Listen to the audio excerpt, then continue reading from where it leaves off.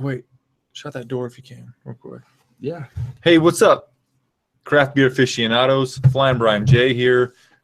We're kind of trying to do the first ever edition of Beer Me, a podcast that I want to start that's going to be featuring myself, of course, once a week, where I talk about my journey through craft beer, through home brewing, but also periodically I want to have my good friend and also my cousin James here join me to give another perspective on the beer that we're drinking. So what's up, James? What's going on, man?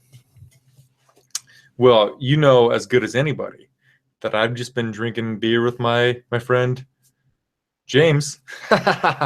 We've been drinking some beer. Yeah, and I like it. So we've been drinking some beer, and before we started the podcast, I asked James, I said, "Hey man, what are you drinking for the podcast?" And he said, "Currently, I'm empty, my friend." I am empty. So we can't do the podcast empty. So we're about to crack some. If you're on YouTube right now, you can see that this says, well, it looks like some goofy shit, but it says BT3 or some shit. What does that say? Oh, flip it upside down. It's BL3 backwards. 3JB. We're drinking some BL3. This is a dirty blonde ale that you don't have a glass. James doesn't have a glass. Oh my gosh, it's in the other room. James is going to go snag it from the other room. He needs a glass because around here on the Flying Brian show, on the Flying Brian channel, we don't drink beers from shitty, what do you call them? Shitty vessels. We drink beer out of solid vessels. So James went and snagged up his it's a tulip. It's really like a snifter tulip hybrid that I got from, this one is from Zipline Brewing out of Lincoln, Nebraska. So I'll pour that for him here. And I've got myself a tulip snifter hybrid from Nebraska Brewing, which, if we're comparing the two, obviously Nebraska Brewing is better, but at the same time, actually I need that. See, I've got this bottle opener that's also like a coaster, but it works best as a bottle opener, so we need that.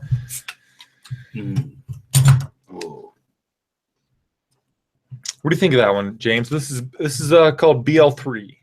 And I'm just trying to compare this to what I had BL2 earlier. Big Lips 2 or 1. This is damn good. Yeah, so tonight we've had a few different renditions of Big Lips. So what I did with this beer is I started it as, I wanted to make a blonde because I want to make a blonde or a golden ale because a lot of my friends like beers that have not low alcohol by volume, but low IBU. So they're looking for those blondes. And this one, I tried to make it blonde and it failed. So I had labeled them with that BL, which backwards, and turned out that I was making dirty blonde, but worked out. Yeah. So what kind of flavors are you pulling from that, James? From this one, you definitely get a vanilla little aroma. I'm just whiffing it for the hot second, you know what I'm saying? Give it a swirl and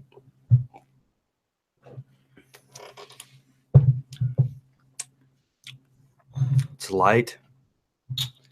It's not heavy on the tongue. A little bit of citrus, that's for sure. Not 100% sure what else. So probably a grain. You got some citrus. I about said some titrus. That'd be some fun. Titrus. You got some titrus going on. I think everybody else loving some titrus. But you got some citrus on the tongue? Yeah. Okay. It's delicious. Okay. I'll tell you my whole entire recipe of what I did to make this beer. It has 9 pounds of Pilsner, 1 pound of caramel 20, and a ½ pound of rice. And why there would be some citrus on the tongue is Ooh, excuse me. Woohoo! It was a sweet burp. What, the citrus at the end, I added some Cascade hops, which they're known for their grapefruit citrus aromas. But also, if you add these hops within like the 15 to 5 minute range toward the end of the boil, you're gonna get that fruit taste from it. And you're picking that up? Oh yeah, it's delicious. I drink this shit all day. And this is something that I made myself. So maybe someday, I'll actually be able to open a brewery, which would be a cool story to tell when we start that brewery. Yeah, most of the beers you brewed for me, I have no complaints for. No, that wasn't even one you brewed. It was just one we grabbed off the shelf. What are you talking about there, James? What was it? Deschutes Indian Red Ale? Yeah, that was it, right? The Shoots India Red Ale. Yeah, we were just drinking that one, and we could grab a couple of those and talk about them on air as well. But yeah, we were talking about that beer, and yeah, it wasn't terrible. No, I mean, I think everything that Deschutes makes is high caliber. It was my first experience with a Deschutes that I know of. I believe it had quite a floral taste to it, as it got down. It's a little bitter. It still was a good beer. I'm no aficionado. It was damn good. Well, I mean, we would have to look into the definition of an aficionado, but I think that there's an apt description there. The Deschutes India Red Ale, it has a vast amount of caramel malts, which give it a lot of sweetness. And on the nose, what I was picking up from it was a lot of sweetness, but then a slight citrus. But then as you got in on the taste, there was some floral. So what I would guess what's going on there is, I'd have to look up what kind of hops they were using, but it's not Centennial, but it's not Centennial, not Chinook, not Citra, not Cascade. It's something there in the middle ground of what hops they were using. But overall, you think that was a decent beer? The Deschutes Indian Red Ale, I give it the okay. So at the beginning of the show, if anyone ever decides to check this out, which I doubt there are many people that do. Dude, people are going to love this. What are you talking about? If they decide to check this out, what I want to start off in the beginning is, so you should know that James here, he likes to drink beer, but he's not like a beer aficionado. No, not much craft beer. It's more domestics, Budweiser, Bushlight, Bud Light. Budweiser, Bushlight, Coors Light, that Michelob Light if you're feeling like you need to take a little weight off yourself. Stuff that doesn't have a whole lot of taste. Right, yeah. It'll just get you drunk. Right. So, and what I'm all about is I've been brewing craft beer for about 16 months now. I've been brewing craft beer. I've been craft beer aficionado for probably 30 months, which just over 2 years. Two and a third. But what I want to know from James, so you already said that you're into those Budweisers, Bush Lights, all that shit. So you would say that American Light Lager is your style? American Light Lager? No. I wouldn't say that's my style. It's preference? What I drink more often than most. What was that dark one that I had earlier? That one that you made? It was a barley wine. It was a barley wine. That one, it is, other than, what do we have, a vanilla bean something? It was a blonde. That's a blonde. Vanilla bean blonde. Like the American Light Lagers, the Budweisers, the Millers of the world, those are lagers. And then we go to the ale side. So there's lagers and there's ales. So we go to the ale side, and then we're talking about blondes and golden ales. So those are on the lighter spectrum. And so, like the blonde from Infusion, which is a vanilla bean blonde, the base malt is looking at like the hop profile of like a Budweiser. Okay. Now the dark one that you'd homebrewed has been my favorite so far for the night. That's for sure. I mean, it might have had a little, that wasn't the rice one, was it? No, but there's a boozy character to it. That's right. You had 2 different brews of it. You gave me the one that had basically no alcohol taste at the end. Yes, because it was And barrel then aged. Yeah. I had a little sip of yours, and it felt like I had a shot of vodka. Mm-hmm. Yeah. So I had made 2 batches of the same beer, or not 2 batches, but so I made a 5.5 gallon batch. I barrel aged a gallon and a half, and then so I had us taste the difference between a 3-day barrel age and the normal version. And because the barrel gives it a little bit of vanilla, a little bit of oaky flavor, and I think that cuts a little bit of the boozy flavor, because that beer that we had, I didn't tell you at the time, but that fucker's 9.5 alcohol by volume. Beer's a pretty stout. Yeah, so having one of those is like having 2 Budweiser. 2 to 3 Bushlight, maybe. You know, Bushlight's 4.2, so that would be 8.4, and we were having a 9.5. So I mean, Bushlight's basically water. Yeah. At this point in my life. Yeah. So what we were having was more than 2 Bushlights. Yeah. In but one beer. But the flavor. So what craft beer is all about the flavor. No, the flavors I've had tonight. I don't know if you can beat it. It's damn near impossible, I would think. Went from, I've had sweet beers that were, like a Leinenkugel that I could drink 1 to 2 to 3, maybe 4 before my taste buds get burnt out. Mm-hmm. Yeah, and also with those Leinenkugels, with those summer shandies or shandies, which shandy means that it has a mixture of some juice in it, which post fermentation. So, but they're tough on the stomach because they make you feel super full. Yeah, no, I mean, for me, they burn my taste buds out, and I gotta stop drinking them because I can't taste anything. I don't know if it's like the lemon or whatever they brew it with, but I just can't have more than a couple of them. And like that sweet beer we had earlier, I could have a couple of them and be fantastic.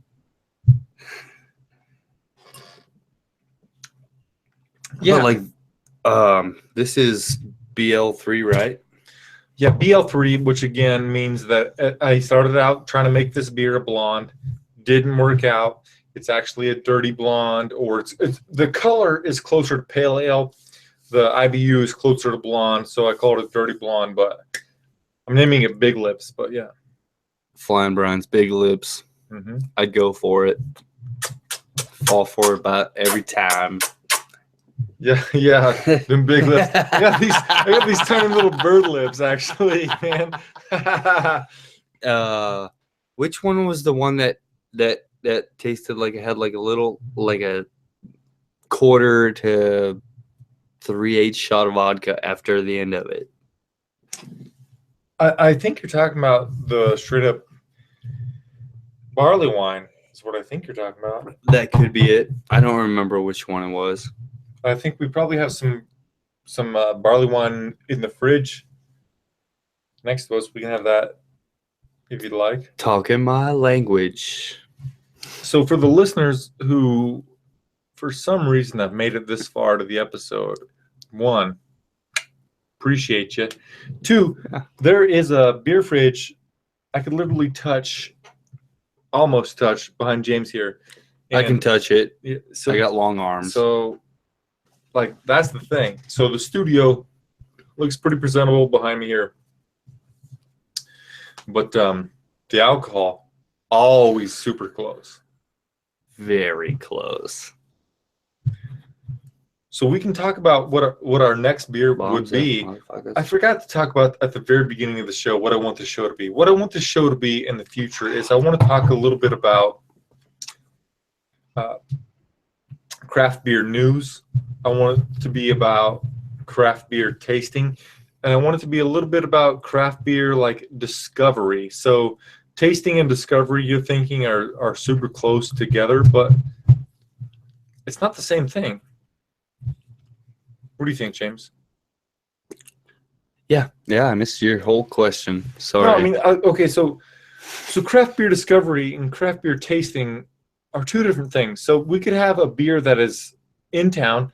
So where we're from, Thunderhead Brewing is like the town's. It's a big name around here. Yeah, they're from here. They've been from here for 20 years, 15 years. I don't know. I think they brew in Axtell, which is like 15 miles away. Well, they originally started behind Nelson's Furniture making beer. Well, they originally started in the garage. Then they went to behind Nelson's Furniture, where both of us worked. Yep. Making beer. Then they moved to Axtell because they couldn't make as much beer as they needed to make to keep sales going and not lose customers. Yeah, so they moved to Axtell. Anyway, so Thunderhead's a big deal. So but there's times where we haven't tasted the local flavor. There's new breweries popping up all the time. There are 2 breweries in Lincoln, Nebraska that I've never tasted that have been there for like 6 months. And that's the travesty. So not only are we discovering new beer, but we are trying to discover new styles. Or not discover new styles, but taste new styles. We got a car. I was going to say, that sounds like my fucking car. That is a Ford C-Max. I was close. Ford's, yeah. I was close. Ford Mustang. I would say that's for sure a Ford alarm.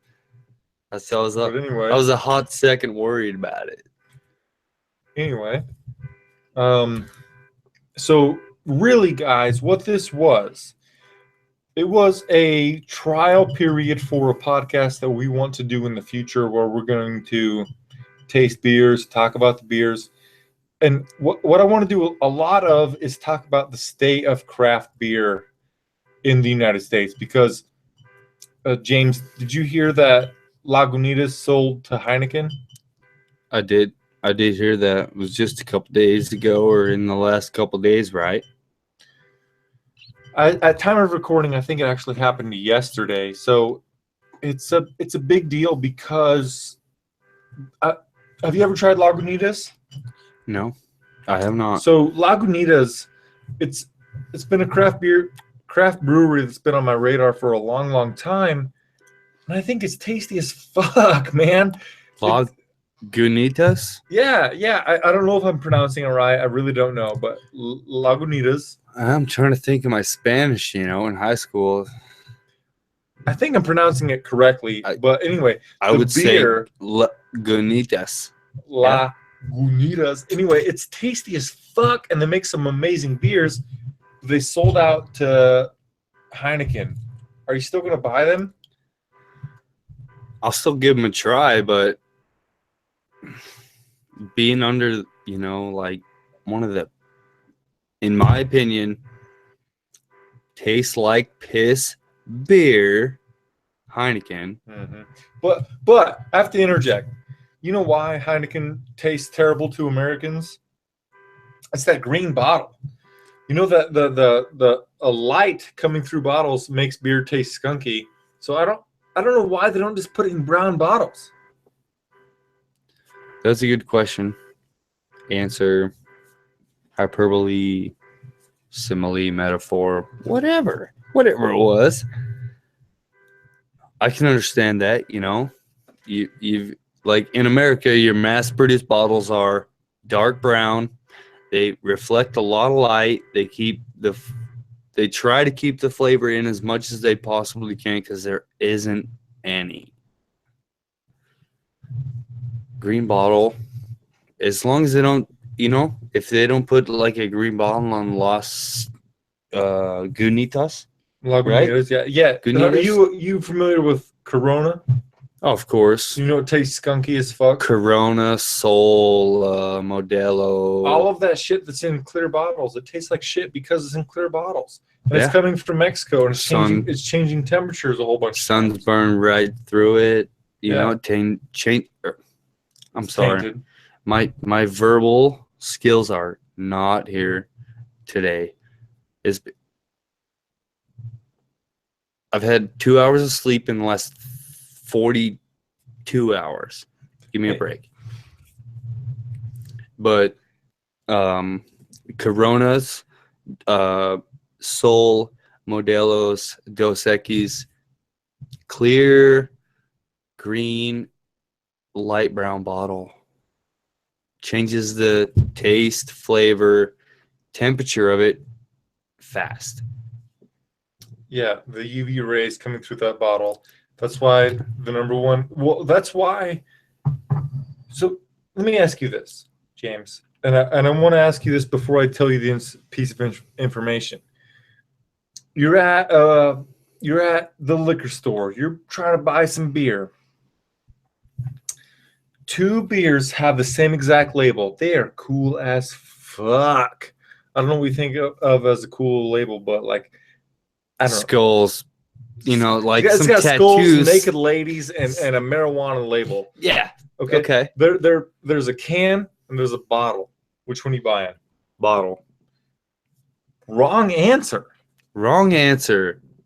Yeah, because the can, it keeps beer fresher, longer, and there are 0 UV rays that penetrate cans. Okay. Well, I have 2 points for you to counteract your point. You think that like you can taste the metal when you drink it? That's No. your 1 point. Nope. One, they coat all soda cans, beer cans, anything you can drink of out of a can, Jumex, you know, whatever else you can get, like Walmart, Sam's Club, Hy-Vee, whatever. They coat the inside of that with bisphenol A, or is it? I think it's bisphenol B. That keeps the can from corroding. It ends up changing flavors, and well, I mean, it's a known cause of cancer. Bisphenol A and B. They coat soda cans, beer cans, you know, whatever you can get out of a can with this stuff so it doesn't eat the aluminum.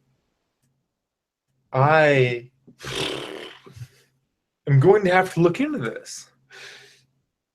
Sorry, man. No, I had to super drop some knowledge on you. I love that. I love that. You know, big government in the United States has looked into bisphenol A, bisphenol B, the things they coat. You know, silicone is sometimes in the lining of aluminum cans, so that most sodas are toxic enough to eat aluminum, like Coke, Yeah, of Pepsi. course. Coke is like the most. They can eat all through that aluminum if they didn't coat the inside. I would, you know, I haven't done a whole lot of research on it, but I would say beer's got to be in that close to same ballpark. I mean, it might not be. Well, I wouldn't call it in the same ballpark because it's not nearly as acidic as soda, but you have to assume that any liquid being put in a can could rust that fucking thing. So what you're saying has to be correct. I mean, they coat the inside of that aluminum can with a plastic, basically, that ends up, the longer it sits there in that can before it's gone, the more that plastic, silicone, whatever the hell bisphenol A or B is, whatever they coat the inside of that can with, the more it sits in there, the more it's got to eat of it, right? Or is it? No, that makes complete sense. 100% But repellent. the reason why I would say that I was going to say that you choose aluminum over glass is because the aluminum deflects all light, so no light can get through to affect that beer. No. But hearing that, so that's like the difference between, if we were talking about, well, so like a Fiber One bar versus a Lara bar. I have no idea about any of that. Well, like a Fiber One bar has like, I'm going to exaggerate, 100 ingredients. Okay. A Lara bar has 2. 2. Oatmeal, It's cashews and dates. cashews, and dates. Okay. But like a Fiber One bar, it has oatmeal, fucking words I cannot pronounce, Yeah. sugar, just a fucking boatload of shit. That's how they get it to you. They give you all these words. You don't care to look. You eat it anyways. Because the nutritional facts panel on the back tells you that you're eating nutritional stuff. That's not always right. But I've listened to a podcast recently that said that we could fortify a pile of sawdust with enough nutrients that would say this thing would rank 100 on Hy-Vee's nutritional scale of nutri-shit. Probably in like the fiber category. We just basically fucking fortify some fucking sawdust with a vitamin. Yep. And then that's how they do it. The FDA will clear that shit. No, yeah. No, the FDA cleared giving what is it? Basically ecstasy pills to 12-year-olds. And they want to coat the inside of our beers, our glass bottles. All the more reason to drink craft beer, right? Because the craft brewers are controlling what's being put on the inside of the bottles. Yeah, no, exactly. The more I drink craft beer, the more I realize domestic beer sucks. Domestic beer does suck. And on that, I think we're going to end this episode. James doesn't have a social media presence right now. We will try to work on that in the future, right, James? You're not on social media. I'll give it a whirl. I'm not sure I can handle it, but I'll give it a try. If you follow James on Twitter, if you find him, James Leapart, you are going to Is that my Twitter handle? It's Dark Husker. Dark Husker. That's it. Like 05? Is that it? 09. 09. Dark Husker 09. You follow him there, you're about to see a bunch of political stuff. It's not so much political. It's a lot of, it's 50-50 political lifestyle. I choose a lot of natural things instead of pharmaceuticals. I don't know. I'm not going to go into it here because I could go on for fucking 3 hours. That is a completely separate podcast. He is right. And I feel like if you found me here at this podcast, you know where to find me. My main Twitter is @FlyingBrianJ. Follow me on Twitter @FlyingBrianJ. Like me on Facebook @FlyingBrianShow. And we'll see you on the next episode. This was the pilot. The next time we will be not very prepared, but we will be more well prepared than on this episode. That I promise you. So we'll see you on the first episode of Beer Me with Flying Brian J and Scatman Crothers. Scatman Crothers. Until then, out. drink safely, my friends.